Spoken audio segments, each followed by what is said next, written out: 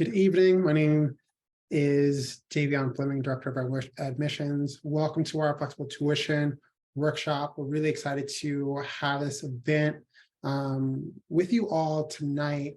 If you've been to some of our other events, you may have learned a little bit about how we support our students in maybe advisory or other programs that we have at Lick. But tonight we're really kind of focusing on how we support all of our families regardless of their financial background.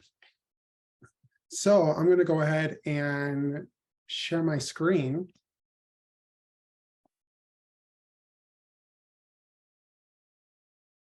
And we'll get along here with our agenda. So going down the list here, you will have a chance to meet the presenters tonight. We'll talk about the flexible tuition application process, how to complete some our forms, dates to know, quick tips and tricks, some resources that we have available, FAQ, and then finally we'll end with a Q&A. So on your screen, you will see a Q&A button, and that is the primary way in which you can ask your questions tonight. So we'll make sure to answer some of your questions, and we'll do our best to get to everyone's questions. Of course, that's not possible to do all of them, but I will do my best to get to them as we go along. But here are our presenters. I'm going to pass the virtual mic over to Jeanette, and we can get started. Jeanette. Hi, everybody. I am Jeanette Moore. I am the CFOO here at Lick-Wilmerding. And thank you so much for everyone being on this call tonight. I know for many of you, it's the end of a long work day, and you have many things you probably need to be doing right now, such as perhaps making dinner for your family. But you know, we know you're on this call because you want to learn more about how a Lick education might be made more affordable for your family. So I'm excited to be a member of this committee. The four of us here on the screen are the members of the Flexible Tuition Committee, and excited to tell you more about it tonight and answer any follow-up questions in the months to come. With that, I'm going to pass it over to Emily. Hi, everyone. My name is Emily, and I'm the Financial Aid Officer here at Lick-Wilmerding. I work closely with Jeanette in determining the flexible tuition decisions, and I'm also the primary contact for returning families should they have any questions regarding the flexible tuition application process. And now I'll pass it over to Elizabeth. Hi, good evening, everyone. My name is Elizabeth Tackett. I am the Associate Director of Admissions for Operations and Flexible Tuition, and I'm also your point person as you go through the flexible tuition process for all of you joining this call who are applying to either enter the 9th grade or if you have a transfer student. So glad you're here tonight, and we hope that this is a beneficial workshop for you. Back to you, Davion. Thanks a lot. Really appreciate that. So again, as we go through the presentation, please put your questions in the Q&A, and then at the end of the presentation, we will have the opportunity to answer some of your questions live here tonight. With that said, I'm going to pass it back over to Jeanette. All right. So the first couple of slides here I'm going to take, and they're really to give you more just about our flexible tuition program, and then just a very high level overview of the application process. The first thing is, you know, what is flexible tuition? Many of you are applying to different schools. Sometimes you see flexible tuition, sometimes you see financial aid, some schools call it index tuition. Lick, many years ago, made a decision to move away from the term financial aid, and instead the references to flexible tuition, with the idea that everybody pays some amount of tuition to come to the school. So the documentation that comes from us is more based on this is your tuition instead of this is the award you have received, or this is the grant that you have received. It was really a way to make it seem more accessible to families. And so that was the intent behind that change that was made many years ago. We are really fortunate, you know, for all of us here on the Financial Assistance Committee. We're so lucky to work at a school that commits so much of its resources to the flexible tuition program. $7.1 million this year of our operating budget, about, you know, a quarter of our operating budget is put forth towards flexible tuition. A budget of a school is very much reflective of a school's mission. And if you look at the mission of Lick-Wilmerding, it is very clear that we want a very diverse socioeconomic students body here at our school. And so we, having $7 million, I believe, is the most robust program in the city of San Francisco, and for the most part throughout the Bay. About 34% of our students, about 190 students, come to the school paying flexible tuition. And the average tuition paid by a family is $18,400, almost $18,500. You'll see on the next slides that it's really quite a range. And the median income of families is about $220,000 of the students that apply to our flexible tuition program. What I really want to make sure to highlight here is that it is a separate application. I believe all of you know this at this point in time, but there is the application to apply to Lick-Wilmerding, and then there's a separate application for flexible tuition. So you do need to complete that process. And then the last point is to make is that we do determine decisions annually. So once you've submitted this application, it's actually pretty easy to update from year to year, but it does need to be submitted annually. We really are committed to making sure families understand the financial commitment they're making when they enter Lick as a 9th grader. So one should expect that if you come in paying a certain level of tuition, you're going to be essentially at that same level of tuition for the next 4 years, except for that it will go up at the same level as our overall tuition, which has been about 4% a year. Having that been said, we do make you submit an application each year in case there has been a change of circumstances for a family. So if a family does have a lot more income in 1 year, then it is expected that there will be a higher level of tuition that is paid. And similarly, if a family has experienced a job loss, we do like to try to meet the need based on some sort of change in income as well. So 3 points here, but really just to make sure everybody understands that it is a separate application. And once somebody comes to the school, you will submit it each year after that. Okay. This slide is really just to show you very different income levels for families in our flexible tuition program, with about a quarter of the students in each one of the income bands that we're representing here.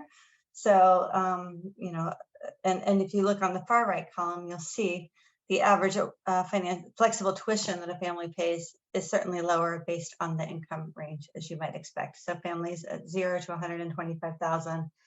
The average flexible tuition is about 6,000, whereas families over 300, it's about 32,000. Having that been said, this is just representative to give you an idea of the various ranges. In truth, every single family's circumstances are different, and income is only one component of the flexible tuition application. And then here, this just shows you the percentage of students based on the different tuition ranges. So, about 15% of the 190 students pay between 700 and 5,000. The biggest category is families paying between 5,000 and 10,000. So even though our median award is, our median tuition is 18,000, 23% of the families, or almost 40% of our families are actually paying below 10,000. But on the other end, we do have some families receiving just, they're paying a much higher level of flexible tuition, with 17% paying more than 40,000. It really is a very, very huge range of families. It's not represented by any particular income level or what have you. So a very wide variety. Okay. So the first step is just completing what's called the parent financial statement. Here at Lick, we use a third party. It is SSS, hosted by National Association of Independent Schools. It is the primary program that most independent schools are using across the nation. Although I do want to highlight that there is a new system that some schools are using this year called Clarity. So depending on the schools that you're applying to, it may be that you need to submit a parent financial statement to us, and you'll also be doing a different process for other schools. This is the first year that Clarity has emerged on the scene. So just want to acknowledge that you may be in a situation of doing two different application processes. But SSS is used by over 2,000 schools. Important to highlight that you actually just do one form per household. So you might have students, that are already in independent schools, or you might be applying to multiple schools. It's one application that you submit to all of the schools and for every child in your household who's applying, and you pay the one fee. So it's not that you're going to pay $60 to apply to Lick and another $60 to apply to school ABC. It is one fee that you pay across all of the schools. But we do ask for families with multiple households that you do need to do a separate parent financial statement for each household. Don't get overwhelmed. You're going to open it up if you've never seen it before. There are so many questions, but most of them are very quick to answer. And so, just, it doesn't have to be so incredibly precise. It may say, how much did you spend on your family vacation last year? We certainly don't expect that you're going to go and like pull up your credit card bills and think, okay, what was this flight? But at a high level, like, was it a $2,000 or $3,000? Just really try to get into the right ballpark when you answer those types of questions. When it comes to things like your income, you're going to be as specific as you can, because those are numbers that are all going to be verified throughout the process. The other thing to note is that the formula that is used by the SSS takes into account family size, your income, your expenses, and your assets. It is mostly influenced by your family size, number of students in a tuition paying school, and your overall income. But it takes all of that into account, and then it comes up with a recommended family contribution for tuition. And that's when we get involved. Once all that information is in there, then we start to look at it and review the file at that point in time. Okay. And then once you have completed the parent financial statement, which we're going to show you is mid-January that's due, there's some dates to know on a future page. The second part of it is just uploading required documentation. We really ask, don't send it into the school. It's really hard. I don't want tax returns sitting on my desk. We really aim to keep it all in a securely hosted server. And so we ask all families to upload it onto the SSS portal, not send it directly into the school. There is a separate form that is just specific to Lick that you'll see when you log into the parent financial statement. And it's just, it's a one-pager that just asks to clarify a bit more about what you believe your family can afford to pay for an education. And it just gives you more opportunity and more space to provide information about your family. We also ask for 2 years of tax returns, 2021 and 2022, as well as the corresponding W-2s and 1099s. We know it's really hard to get the tax returns in by mid-February.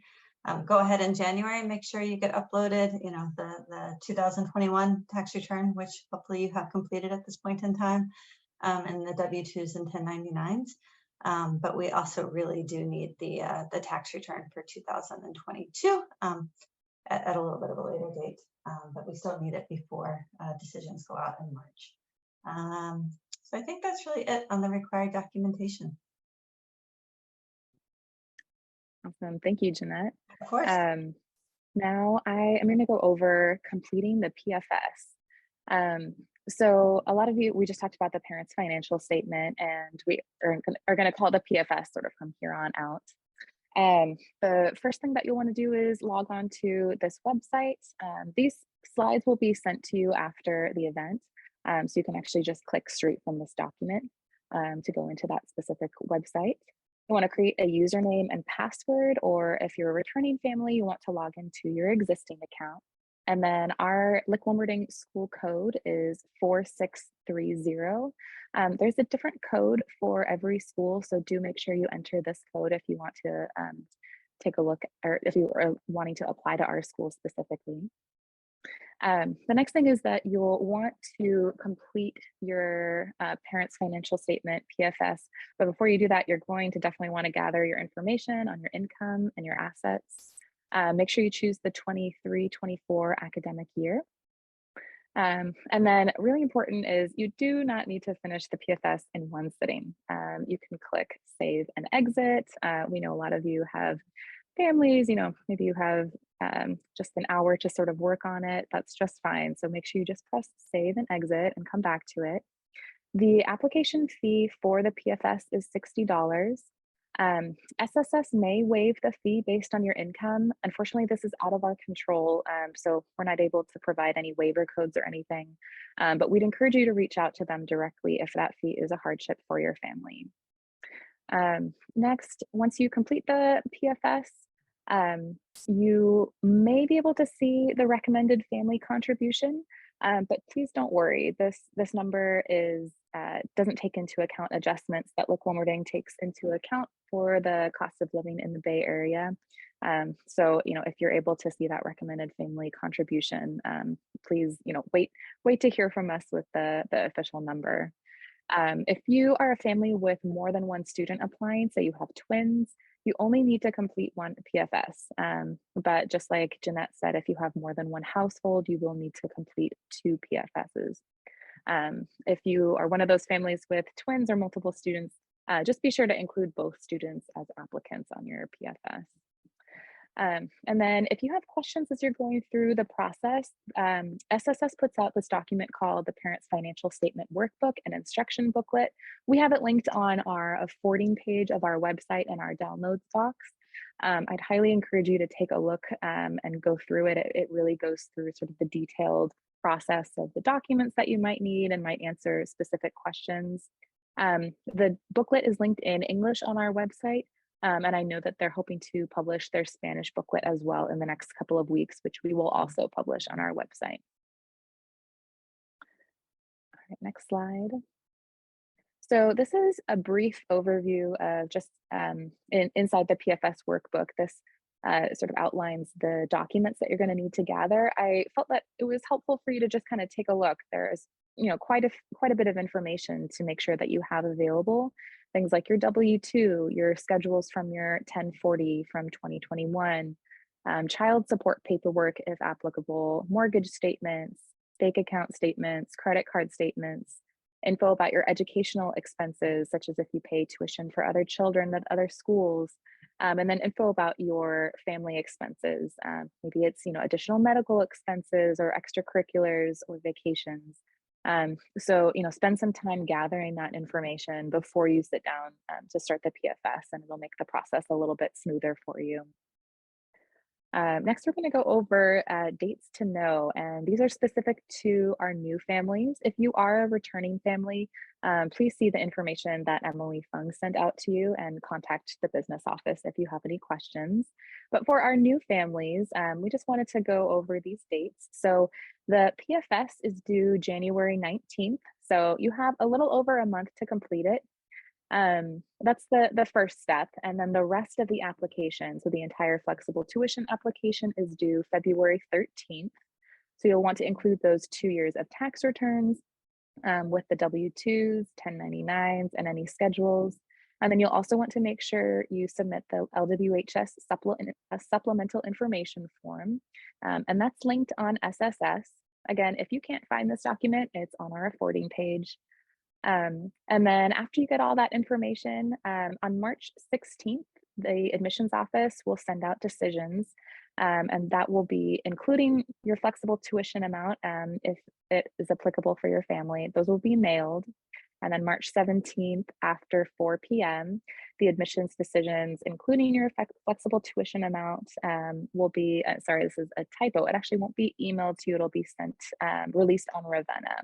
So on the same portal where your family applied for our school.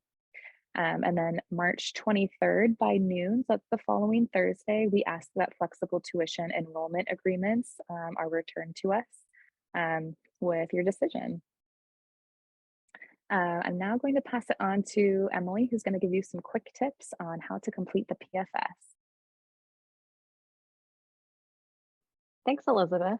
So I know that completing the parent financial statement can be really overwhelming, and sometimes it can be hard to come up with the answers to the questions. I have a few quick tips that may help you as you go through your PFS. The first quick tip is for the question about how much your family will contribute towards the tuition for the 23-24 school year. When answering this question, please be realistic about the amount your family will be able to contribute. We recommend creating a monthly budget of income and expenses to see how much your family can put towards the tuition. This number should not include any additional contributions you may receive from other sources.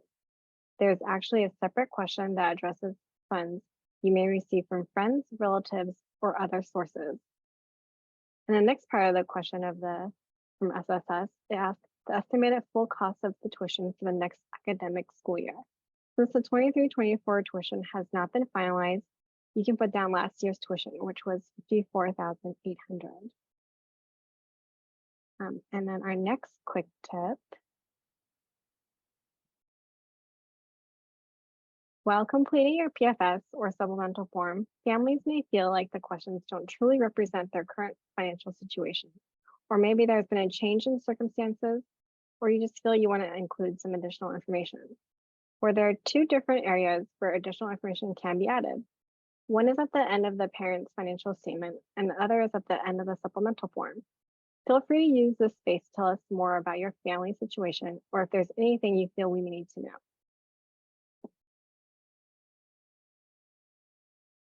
We have here a few common questions. As said before, we understand that having your 2022 federal tax return completed by February 13th can be a real challenge. However, the Flex Committee won't be able to process the application without the family's current year and last year's tax returns with the corresponding W-2s.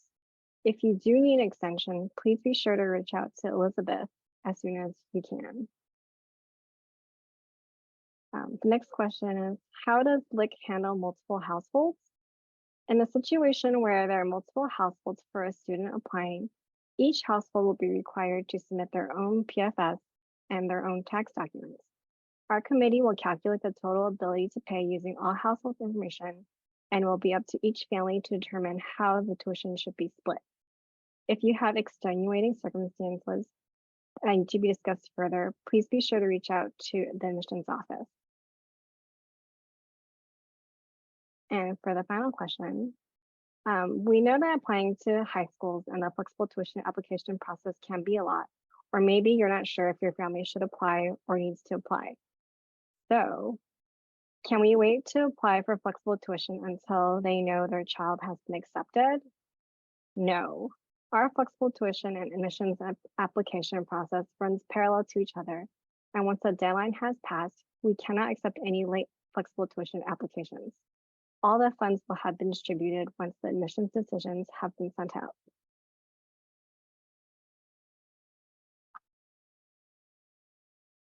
So we know, yeah, no worries. We know that this can be overwhelming.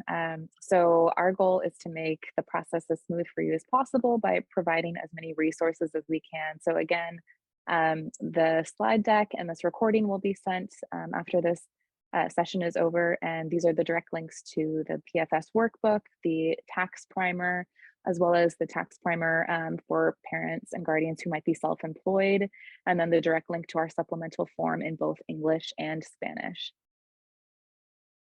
And Emily, I will pass it back to you. Thank you. Our program consists of many families in a wide range of income levels. There are many factors that are taken into consideration before the tuition is finalized. Each family's financial situation is unique, and we're ready to work with families who need assistance. We do have two examples, and we'll provide a quick snapshot of the various financial situations we have here at Lick. Our first example is a family of 4 with 2 income earners, 2 children in tuition charging schools, and the family owns their primary home. Their total income was $208,000 and have a net worth of $1.2 million. The net worth figure does include home equity, investments, retirement accounts, and their savings. The family's tuition responsibility was $13,500. As a reminder, Lick tuition does include books, lunch, course materials, and class retreats as well. For our next example, we have a family of 3 with 2 income earners and 1 child in tuition charging school. The family also owns their home, and the income was $370,000 with a net worth of $590,000. Again, the net worth includes the home equity, investments, retirement accounts, and savings. The family's tuition was set at $42,500. As you can see from these 2 examples, the number of children in tuition charging schools will have a huge impact on the amount of tuition the family will be responsible for. And back to you, Elizabeth. Awesome. So we know that probably a lot of you have questions as you're listening to this presentation, and we'll be opening up a live Q&A in just a couple of minutes. But before this, we wanted to address some of our most frequently asked questions. So this first one is, does applying for flexible tuition decrease the chance of admission to the school? So no, flexible tuition decisions are determined separately from our admissions decision and process. They actually run like separate processes. That being said, we are need aware, and that means that our budget does only allow for a certain percentage of our incoming class to enroll through the flexible tuition program. So I wanted to make that kind of clear. Davion, I'll pass to you for the next question. Thanks. Is there an income cutoff on eligibility for flexible tuition? So no, there's no cap on income eligibility. The average income of our flexible tuition families is about $240,000.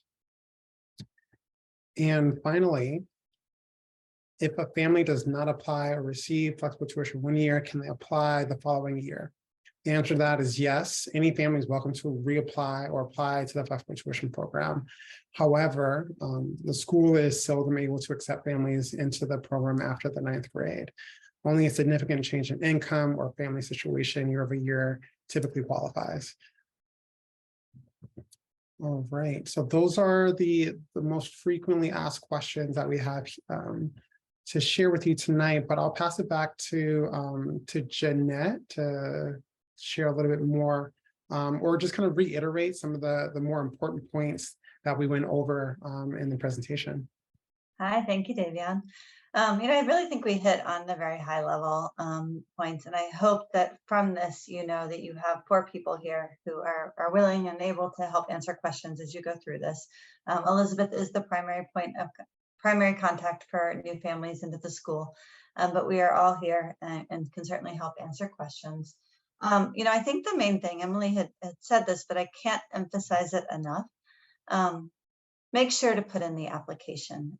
Every single year, we go out in March, we send out the admissions letters, and 4 or 5 families maybe will come back and say, we didn't apply for financial assistance. Is it too late? It's often a comment of, we didn't actually expect to get in, and here we are. We have a spot at Lick, but we really need to apply for financial assistance.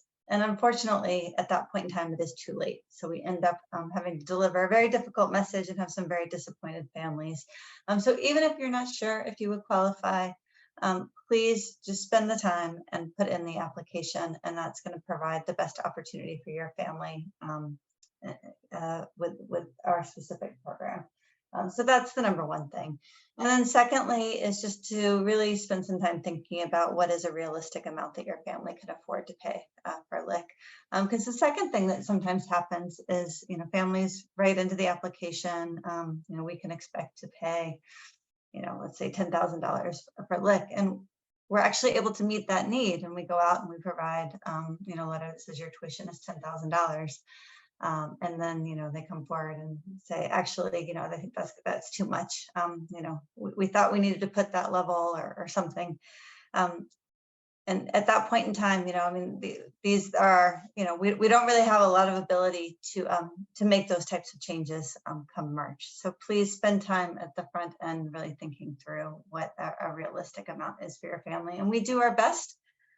If the numbers support that to meet that need. We can't always meet that need, but we really do try to think about what a family is able to pay, because we don't want to put families into a situation where they're not going to be able to make it work for the 4 years. So those would be the 2 main things that I would just encourage people as they go through.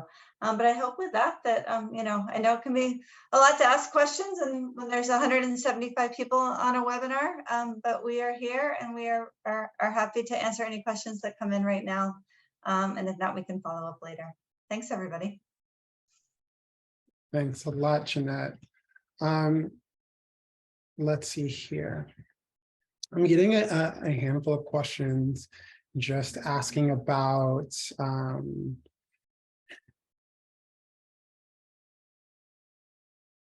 they're really kind of alluding to some of the main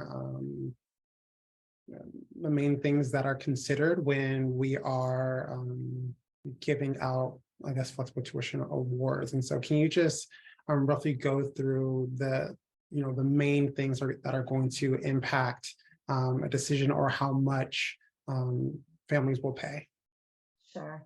The number one thing is income, right? So that is the primary driver of the equation. And that is a number that is verified through tax returns and W-2s and what have you. That is the primary number. But also almost equally weighing on it is how many members of your family are in tuition paying schools, because what it does is it calculates how much money is available to pay tuition, and then it actually gets divided out by the number of students in tuition paying schools. And that is schools from preschool all the way up through college. And so those are the two main items. Clearly, assets are used in the equation. It is not as much of an asset-driven equation as it is an income-driven equation, but assets certainly come into play. The expectation is not that you're taking out a home equity loan to make the tuition work. But if a family bought a house last year but has no mortgage, then that perhaps provides additional information, for example. But really the main items are just going to be overall income, number of members of your family, in a tuition paying school. And that's really, that's for the most part, the main variables. Mm-hmm. It also takes into account parents' age, understanding that if you are older, you have less time to save for your retirement. And so the expectation is you're going to be putting less into tuition because you're also at that same time, planning on retirement. So that's something else that comes into it. Mm-hmm. Thanks, Jeanette. I think, some questions that always come up are, families that have two households, and how do parents fill out some of those forms, in particular on the quick tips 1 slide. Should the estimated contributions be per family or sort of per household? So how should families kind of go about sharing that information with us? I would put it down as how much you can pay for your own family. And if it's ever confusing, our supplemental form actually parses out very clearly, so you can actually select, in this question, I've combined them together, and then the next portion, I've decided to parse them out. So either way works, but if you are confused, go ahead and reiterate it on the supplemental form. Thanks, I think it's important to note when we provide an enrollment agreement for a student, it goes out to both households as one agreement. So it is, we expect, Susie's tuition is $15,000 for the 23-24 school year. We actually don't get in the middle of how much each household is going to pay, but we do send out the same enrollment agreement to both households. Awesome. Another typical question is for families or for parents who are self-employed. So can you talk a little bit about just what are some of the requirements, or what should folks that are self-employed should expect going through this process? For families who are self-employed, we've also included a tax primer on our slides that include where you can find the correct tax documents to add into your parent financial statement. But typically, self-employed families will have a Schedule C with 1099s that needs to be uploaded onto the SSS website as well. Or if you have an S Corp or a partnership, you'll be required to upload your K-1 and also your partnership tax return, or your S Corp partnership, or your S Corp tax return as well, which is 1120S or the 1065. If you have any other specific questions, you can feel free to email me or Elizabeth as well. Yeah, I was just going to also add that we have a flexible tuition checklist, and that checklist is going to go on our affording page. It'll also go in the follow-up email that you'll receive, and that checklist goes over like the really sort of detailed nitty-gritty, what are the specific documents you need to include when you upload your tax return. And like Emily said, reach out to us if you have questions. Additionally, if you have extenuating circumstances, please let us know as soon as you can. We know that sometimes businesses have difficulty filing their tax return quickly. So the sooner we know that, the better. Thank you. What should families, or what additional costs should families expect outside of the flexible tuition amount? I'll take this one because I actually really love the answer. Our tuition is all inclusive. When a student comes to Lick, it includes tuition, it includes daily lunch, it includes books, it includes athletics. In our business office, we don't have any additional bills that we're sending out to families throughout the year. It is a fabulous thing for those of us working in the back office, but also for our families. It is really important, and that's something that's not so clear when you're looking across different schools, kind of what's included and what's not included. But for us, once a family comes in at all levels of flexible tuition, and for all of our families, there are no additional costs. You might see if your child is on a sports team, sometimes the sports team does a sweatshirt or something like that, just specific to the team. That's usually managed by team captains or something. That might be the one thing that shows up. But even when we have, like this year, we'll send some kids to Pittsburgh for a dance concert or a dance program. There is an additional cost for that, but for families in our flexible tuition program, we ask that they pay whatever percentage tuition they pay is also the same amount they would pay towards that trip. We don't, so that's the amazing answer there. And for families in our flexible tuition program that need additional support, we also help in subsidizing any additional educational testing or additional things that might come up during the 4 years at Lick. It is really our goal to make sure all families have access to the same educational opportunities. And so if there are things like testing that come up, that does get covered in our flexible tuition program as well. Mm-hmm. Yeah, and so those are all really, really great, and kind of expectations to have coming into the Lick-Wilmerding, as well as having around the same flexible tuition amount year over year, right? And so I think, Jeanette, you got to mention this, that we increase tuition a bit every year, and so families should expect a kind of similar increase over time. Over the last decade, our tuition has gone up on average about 4% a year. So for a family coming in at 10,000 in ninth grade, that would be 10,400 in 10th grade, just to give you, to put some numbers behind that statement. Mm-hmm. Right. And so, again, unless something dramatically changes, like especially with regard to your income, you should expect to pay around the same amount year over year. I see another question, Davion, that I think would be helpful to answer. We get this question every year. When are the tuition bills sent out? Are families on flexible tuition expected to pay the full amount up front, or are there payment plans? You take that.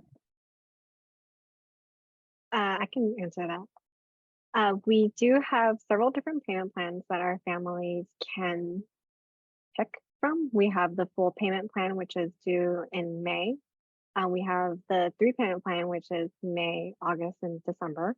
Or if you like, we also have the 10 payment plan, and that is May through February of next year. And we do our best to work with all families. Every now and then we have a family that will say, I just need an extra month, or can we put it on hold for this month?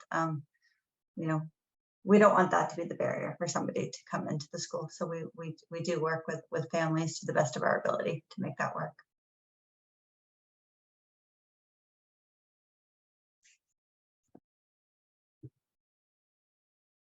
All right.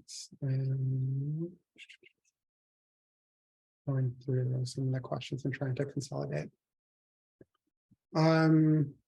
There are a couple questions just about how the flexible tuition process works in tandem or parallel to the admissions process. And so, so some questions are, do we go to students are accepted before we look at the financial aspects? What does being need aware for our community mean? And so for both of those, and Elizabeth, jump in if I miss something. But they, in terms of the flexible tuition part and the admissions part, they by kind of a function of when everything goes out, they happen almost simultaneously. And so, as we are an admissions committee, we are, this group is also engaged in figuring out flexible tuition. And so that's primarily because we want you all to receive those decisions at the exact same time so that you can make the best, most informed decisions you can possibly make after March 17th. When we send out decisions. And then the need aware part is really just a reference to the fact that we don't have unlimited funds to be able to give to everyone. And so, we do have a budget that we have to kind of work within, but that, doesn't mean that you are advantaged or disadvantaged based on your flexible tuition amount. We're in a really blessed position with our, as Jeanette mentioned, our $7.1 million budget to have an extremely robust budget. Again, we're just really blessed to be able to support families in the way that they need to be supported to make the education here at Lick accessible. Did I miss anything?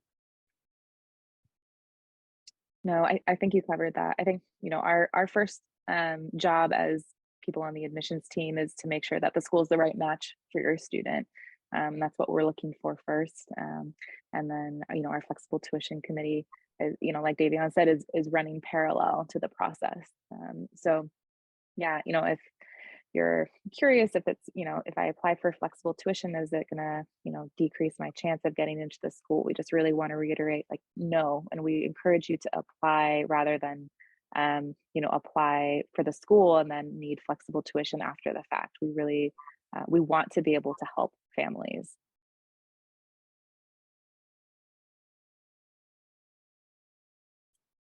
Let's see here.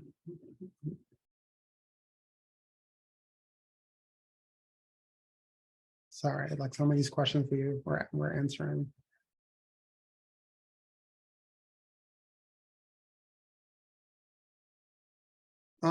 This is a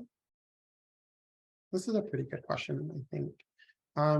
So for some families going through the process, you may be, while you are simultaneously applying to Lick, perhaps you have an older child who is applying to colleges in this very moment, or maybe you have a younger child that's also applying to tuition-bearing school, but then you're not exactly sure yet what some of those financial packages may look like. And so so I guess the question is, how should family forecast how much they feel they can the correct tuition amount at Lick with some of those considerations at hand? That's always a tricky one. There's so much unknown in the month of March, particularly as it relates to college application process coming due at the same time, and finding out where maybe an older sibling got into college, as well as making movements into other K-8 schools in the city. We only ask that when you do the application, you do your best to think through what those costs might be, what schools your student's going to be applying to, and to put additional information in the summary section where we give you additional place for comments. Just try to tell more about, the possibility of what you might be going to have for the next year, and let it be known that it's a bit unknown, but do your best estimate as to what you believe you'll be able to afford to pay, assuming that, the older one gets into XYZ college. And then we welcome you to, once you have more information, you are certainly welcome to call us and have a conversation. But we acknowledge that it is certainly not so easy when you don't have all of the information available to you at this time. So that one's a bit tougher. Mm-hmm. Mm-hmm. I think it kind of really goes to using the application to tell us more about your family and and not just on where else kids might be applying to schools. In an ideal world, we'd have the opportunity to sit down with all of the families and have more conversation and not have it just be based on what's on the sheet of paper, but just based on the sheer numbers of families that we have. We don't really have the capacity to do that. So really do use that space to just tell us more information that we might need to know. I know for many of you are probably thinking, oh my gosh, I've already written an essay as part of the application process. I'm already doing this. But please, just take a minute to provide more information in either the supplemental application or the additional comments on SSS. I see a couple of questions about are there any upcoming capital campaigns, and what are expected annual fund giving amounts or expectations. To my knowledge, there aren't any capital campaigns on the horizon. And with regard to our annual fund, or there's we understand that families are coming from a lot of different backgrounds. Is within the ethos of our school, and as we build each class, that that is something that is really important to us as a community. And so there's no expectations around that. The thing that I really love most about our community is that a lot of folks do have the ability to volunteer their time, and that might be at the dance concert that's happening tomorrow night. It could be at admissions events, shameless plug, or it can be at a number of other things that's happening in our community. So donations are, yes, one way to be involved in the community, but there are so many other things that our community really rallies behind that have to ultimately do with the students. And so again, that's all to say, there's no expectations around donations to the annual fund, because again, we know that families have a lot of things that they have to care for outside of Lick.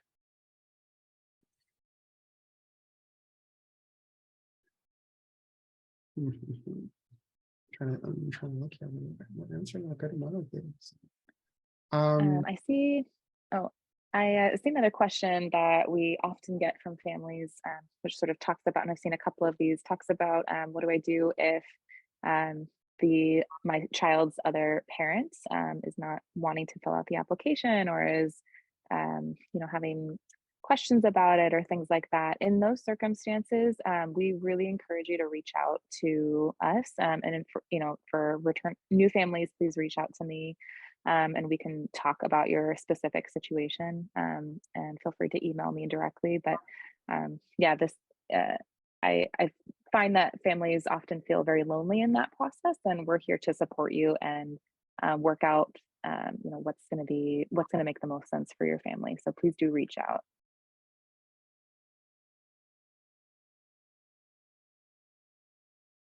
Let's see here.